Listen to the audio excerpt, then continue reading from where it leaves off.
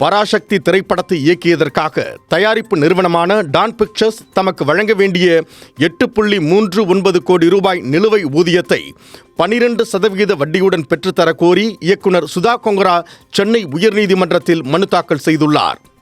படத்திற்காக 15 கோடி ரூபாய் ஊதியம் மற்றும் 15% லாப பங்கு பேசப்பட்ட நிலையில் இதுவரை 6.71 கோடி ரூபாய் மட்டுமே வழங்கப்பட்டுள்ளதாக குறிப்பிட்டுள்ளார்.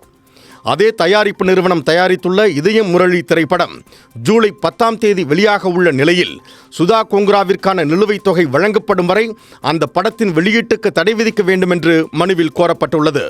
தயாரிப்பு நிறுவனத்திடம் பாதுகாப்பாக பெறக்கூடிய சொத்துகள் ஏதுமில்லை என்பதால் இதயம் முரளி படத்தின் வெளியீட்டை நிறுத்தி வைக்க வேண்டுமென சுதா கொங்கரா தரப்பு வாதிட்டுள்ளது. இந்த மனுவை விசாரித்த நீதிபதி கே குமரேஷ் பாபு இதுகுறித்து ஜூலை 8ஆம் தேதிக்குள் பதிலளிக்குமாறு டான் பிக்சர்ஸ் நிறுவனத்திற்கு உத்தரவிட்டுள்ளார். பராசக்தி படத்தை OTT, செயற்கைக்கோள் உள்ளிட்ட தளங்களில் வெளியிட தடை விதிக்கவும், OTT உரிமைத் தொகையை பாதுகாக்க நீதிமன்ற ரிசீவரை நியமிக்கவும் மனுவில் கோரப்பட்டுள்ளது.